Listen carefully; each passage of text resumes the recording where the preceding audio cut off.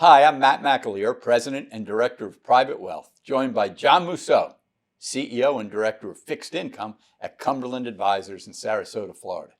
Today we will be discussing our thoughts on the third quarter of 24 and how the action in both the equity markets and the fixed income markets affected the Cumberland strategies over this period. What we like to do is divide our review into three parts. Our first part, John, we take a look at our broad equity strategies. Then you cover fixed income, both tax-free and taxable. And then we shift back to our equity thematic strategies. That way we cover the broad swath of Cumberland strategies. So let's get started with our broad equity strategies. U.S. core, very solid quarter. Let me put up a chart to share with you, and I'll tell you why it was a solid quarter. This is a performance review we like to look at each quarter. It shows us where the outperformance and underperformance was in the equity markets. When we look at the U.S. equities, the green shading shows that S&P equal weighted actually outperformed cap weighted. First time in forever. Been a while. What that shows is there's more breadth in the market today. It doesn't mean that will continue going forward. But U.S. core is a diversified strategy. It owns large cap growth. It owns some mid cap. It owns some small cap. It owns some value. A real diversified approach to the U.S. equity markets. So that strength, that breadth was very helpful to U.S. core during Q3. In terms of our international equity, and the chart that's in front of you will show you that emerging markets slightly outperformed developed markets. And most of that, John, was in the last 2 weeks of the quarter. Yep, and it galloped. And that was China really injecting some liquidity into their markets. They sure did. It affected not only China, but the global markets as a whole, and gave a bid to even the U.S. markets. We had been a little bit sluggish through halfway through September. And some of that news out of China over the last 2 weeks really got and you see it, the galloping going. You see it not just in stocks. Look at things like nickel. Look at things like iron ore, which have been in a downward sloping pattern for months and months and months. And it's like zoom. Yeah. On both. Yeah, very quickly, overnight. The third strategy I'd like to discuss in our broad approach is our active passive strategy.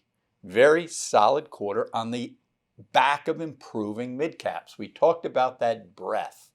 When you have more areas within the equity market creating demand or having demand chase them, you start getting performance in other areas versus just the NASDAQ 100 or just the S&P. Our active passive is a combination of the S&P 500 and the mid-cap 400.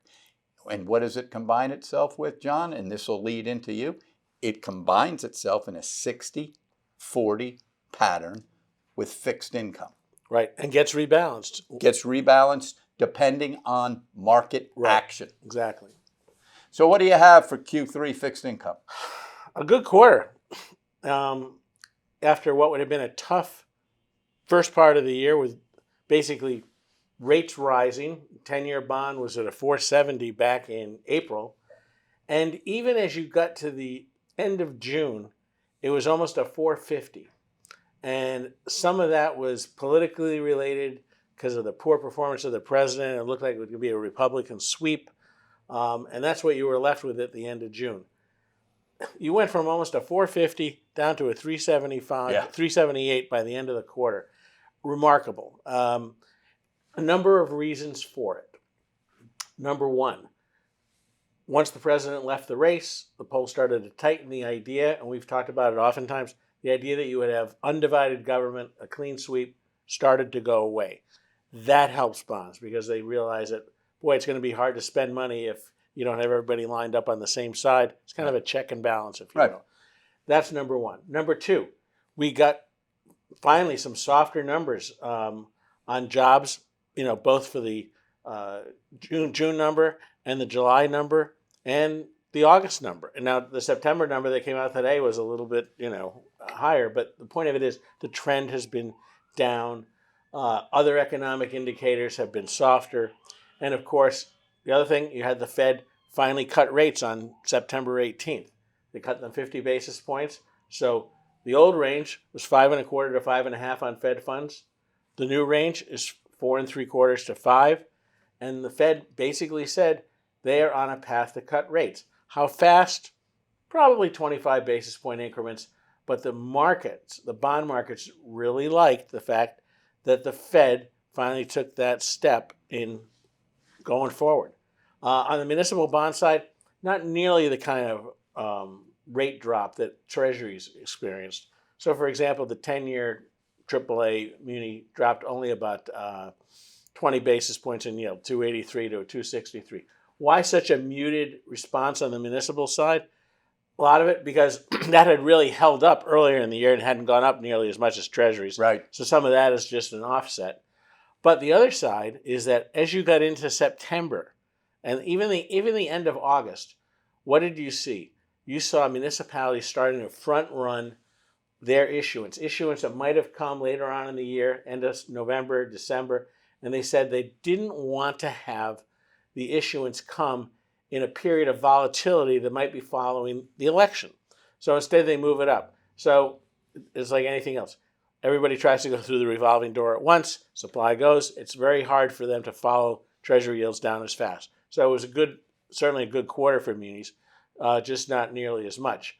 And I would add one thing into this is that when we saw, of course, the devastation of this Hurricane Helene, which is really changing the thought process on municipal supply, you know that two things are going to happen. There's going to be pressure on insurance companies to have to sell some bonds, right, to pay for all the damages Raise capital, and stuff, raise capital and stuff.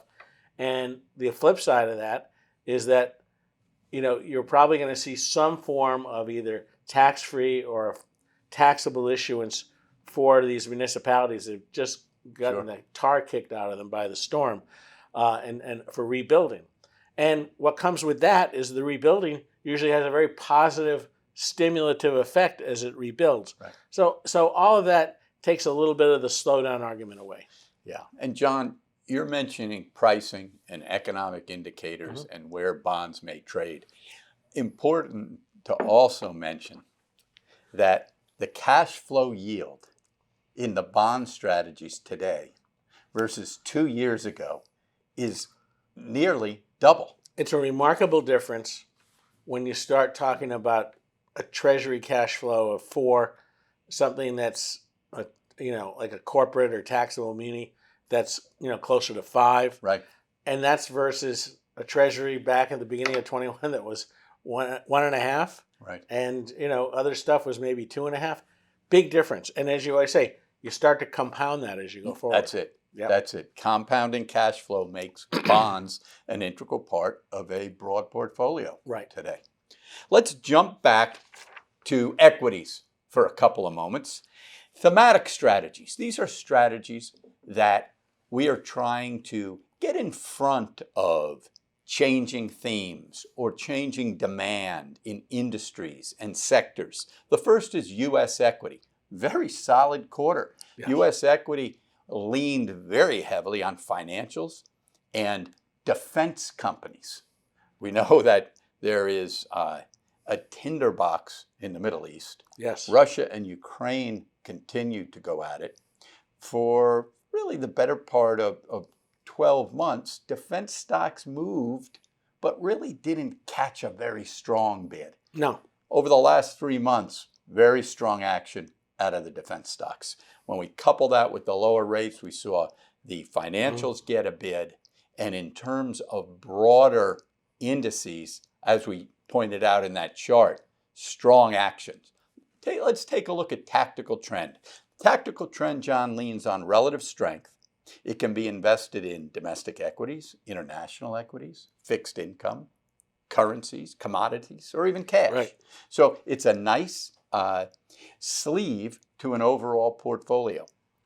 For the last couple of years, domestic equities have been the dominant relative strength asset class. So it's held about 75%, which is the upward limit in that strategy in domestic equities. Solid quarter. Two of the larger holdings, Berkshire Hathaway and Microsoft, kind of quiet. backing and filling this quarter. What was strong? After some pretty strong runs. Yeah, certainly. What was strong? Industrials, red hot, both in the mid caps and in the large cap space. So that was very helpful to the strategy.